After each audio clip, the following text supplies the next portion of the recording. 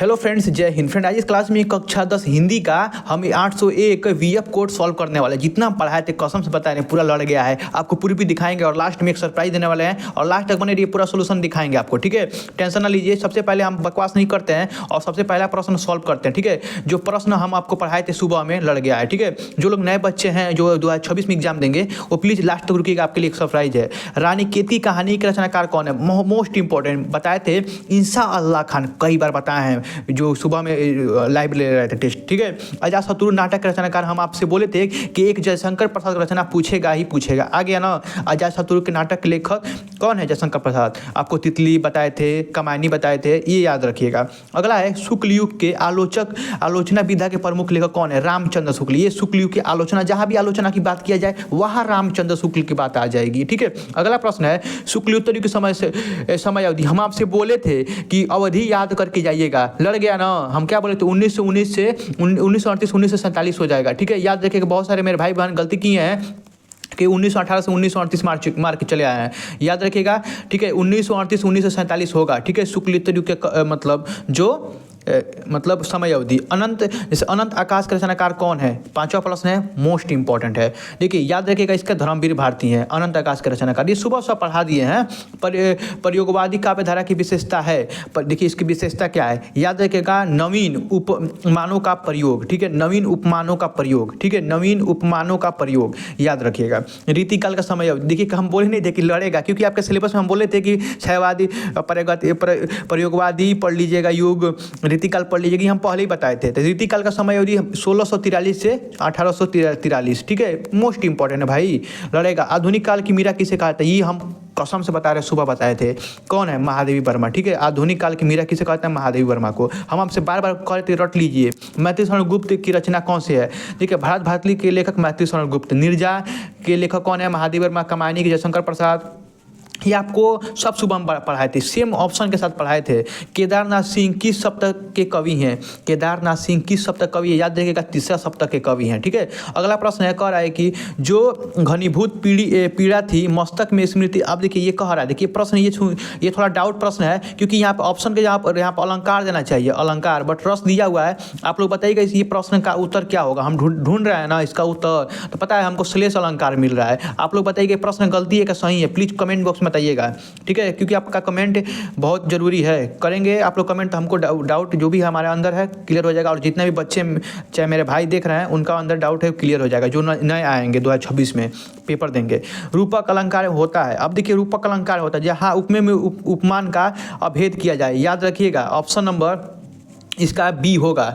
ठीक है, याद रखिएगा।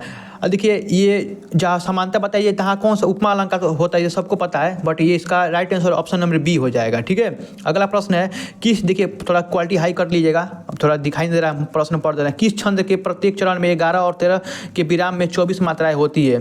तो ये इसका जो राइट आंसर हो जाएगा ऑप्शन नंबर बी, रोला में। ठीक है, चलिए अगला प्रश्न है परिपूर्ण। परिपूर्ण लिखा हुआ है, परिपूर्ण ऐसे लिखा हुआ है। परिपूर्ण में कौन सा उपसर्ग है? ठीक है, तो याद रखिएगा ऑप्शन नंबर बी, परी हो जाएगा। ठीक है, पहले जुड़ता है उसको उपसर्ग बोलते हैं, लास्ट में जुड़ता है उसे प्रत्यय बोलते हैं। माता पिता में कौन सा समास है?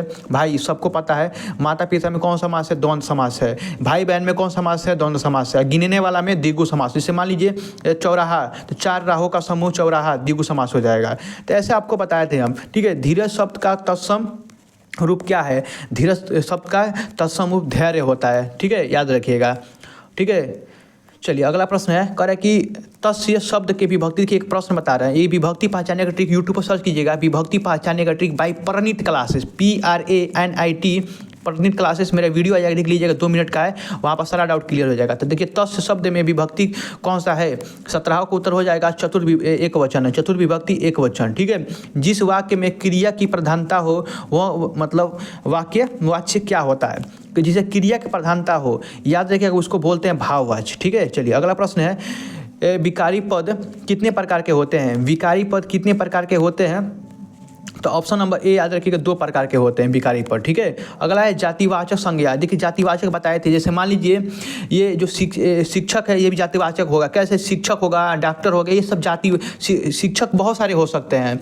बट देखिए दरबार, अंधेरा, ये कोमल, देखिए याद रखिए जातिवाचक पूछा है ना तो शिक्षक हो जाएगा, ठीक है, क्योंकि ये जाति दर्शा रहा है, ठीक है। अब आपको बोले थे सुबह ही में कि शुरू से लेकर जो एनसीईआरटी सिलेबस जो डाउनलोड आप किए होंगे, तो शुरू से लेकर 3 चैप्टर तक आप लोग पढ़ लीजिएगा, गद्यांश लड़ जाएगा। और गद्यांश सॉल्व करने का तरीका ही बताए थे, जो लोग नहीं देखे, नए बच्चे हैं ना, यूट्यूब पर सर्च करेंगे रेखांकी अंश की व्याख्या कैसे करें ट्रिक से, मेरा वीडियो आ जाएगा, देख लीजिएगा, भाई प्रतिदिन क्लासेस लिखेंगे आ जाएगा, ठीक है। ये देखिए बताए थे शुरू से 3 चैप्टर, ये इसको देखिए सॉल्व करा दे रहे हैं, जो नए बच्चे हैं बोल रहे हैं कैसे सॉल्व होता है। देखिए मान लीजिए सबसे पहले गद्यांश नहीं पढ़ना है, क्वेश्चन पढ़ना है। जैसे मान लीजिए यहाँ पर पाठ और लेखक का नाम, तो बाद में आप सिलेबस पढ़ेंगे तो आ जाएगा। बट यह जानिए, अंतरिक्ष में स्टेशन बन जाने से मानव को किस में सहायता मिलेगी। तो यहाँ पर अंतरिक्ष में स्टेशन बन जाए, देखिए ढूंढिए अंतरिक्ष में स्टेशन, यहाँ पे देख रहा है मिल गया। अब यहाँ से लेकर यहाँ तक अपने भाषा में उतार दीजिएगा, ठीक है, बस अपने भाषा में, सेम डिटो मत उतारिएगा। और आपको पद्यांश ना शुरू से लेकर 3 चैप्टर तक पद्यांश पढ़ना होता है, एनसीईआरटी का लड़ जाता है 100%, ठीक है। देखिए हम जो बोल रहे हैं बात को ध्यान दीजिए। और संस्कृत का भी वही सेम करिएगा, शुरू से 3 लेकर 3 चैप्टर एनसीईआरटी का लड़ जाता है, ठीक है। वही यहाँ पे हिंदी में अनुवाद करने के लिए पहला चैप्टर पढ़िएगा, बहुत महत्वपूर्ण होता है, श्लोक भी, ठीक है। अब देखिए आपको खंडकाव्य अलग अलग जिला का पूछा जाता है, अलग अलग। तो देखिए हम लोग में पूछा जाता है मेवाड़ मुकुट, ठीक है, हम लोग के जिला में, देवरिया जिला में। अब आप लोग के जिला में कौन सा पूछा जाता है, कमेंट बॉक्स में उत्तर जरूर दीजिएगा, ठीक है। चलिए अब अगला है, आपको बताए थे कि जीवन परिचय, मोस्ट इंपॉर्टेंट जीवन परिचय बताए थे, शुरू से लेकर 3 चैप्टर। बार बार शुरू से लेकर 3 चैप्टर क्यों करते हैं, क्योंकि एग्जामिनर जानता है कि यूपी बोर्ड के छात्र हैं, सिलेबस पूरा कंप्लीट नहीं कर पाते हैं, ठीक है। और हम गारंटी देते हैं कि अगर शुरू से 3 चैप्टर अगर नहीं पूछा जाएगा बोर्ड एग्जाम में, तो कहीं से प्रश्न नहीं बनेगा, गारंटी लेते हैं, कोई बोले चाहे कुछ भी बोले। तो हम बोले थे रामचंद्र पहला चैप्टर से आ गया, रामधारी सिंह दिनकर आ गया, रिपीट करता है भाई, ये पहला चैप्टर हो गया, ये तीसरा चैप्टर हो गया, मिल गया ना, आ जाता है। वैसे देखिए सूरदास पहला चैप्टर, तीसरा चैप्टर, दूसरा चैप्टर, ऐसे आपको मिल जाएगा। तो आप जितना भी लोग लिखे होंगे जो नए स्टूडेंट हैं उनके लिए बता रहे हैं, ठीक है, आप लोग ज़्यादा इधर उधर चक्कर मत पड़िएगा। अब देखिए श्लोक आपको कोई भी एक रट लेना है अपने मन से और लिख देना है, 2 अंक मिल जाएगा, ठीक है। चलिए अब यहाँ पे आपको कह रहा है कि यहाँ पे ऐतिहासिक पत्र लिखने के क्या बोल रहा है कि अपने जनपद के, हाँ, ऐतिहासिक असल बनाने के लिए पत्र मित्र को पत्र लिखिए। पत्र लिखने का ट्रिक यूट्यूब पर सर्च कीजिएगा, पत्र लेखन ट्रिक बाय परनीत क्लासेस, मेरा वीडियो आ जाएगा। कभी जिंदगी में रटने की जरूरत नहीं पड़ेगी पत्र लेखन, ठीक है, क्योंकि एक ट्रिक होता है और वो सब लोग नहीं बताए होंगे, जाकर सर्च कीजिएगा, ठीक है। अब यहाँ पर आपसे बोले थे कि जो संस्कृत का जो प्रश्न उत्तर वाला प्रश्न होता है, जैसे प्रश्न उत्तर वाला, आपको क्या करना है, क्वेश्चन में लास्ट में पढ़ना है इसको, क्वेश्चन में क्या करना है, 1 से लेकर 3 चैप्टर तक आपको पढ़ लेना है, ठीक है। जो प्रीवियस ईयर जो 3 बार से अधिक बार पूछा गया है, ठीक है, जो 3 बार से अधिक बार पूछा गया है क्वेश्चन बैंक में, उसको पढ़ लीजिएगा, ठीक है, 100% क्लियर जाता है, ठीक है। चलिए अगला कह रहा है कि निबंध लिखने का ट्रिक बताए थे हम आपको बताए भी थे कि बेरोजगारी बताए ना था, एक आएगा विज्ञान एक अभिशाप, ये भी बताए थे, वनों की कटाई, शिक्षा, ये सब चीज़ बताए थे भाई। बट ये निबंध लिखने का एक ट्रिक होता है, यूट्यूब पर सर्च करेंगे निबंध लिखने का ट्रिक बाय परिणीत क्लासेस, ये आ जाएगा, वीडियो देख लीजिएगा, 1 लाख व्यू है वहाँ पे। और वहाँ पे 1 लाख व्यू ऐसे ही नहीं आ गया, वहाँ पे कुछ ना कुछ वीडियो में क्वालिटी है तभी। देखिए कोई भी दिक्कत है, अभी देखिए लास्ट में वीडियो चलेगा, वहाँ पे जो भी डाउट है पूछ लीजिएगा, ठीक है। जैसे हिंदी में सब लड़ाए हैं प्रश्न, वैसे आने वाला जो भी विषय का पेपर होगा सब लड़ा देंगे। मात्र 49 रुपये में आपको ये नंबर पे मैसेज करना है और सारा पेपर मिल जाएगा, ठीक है।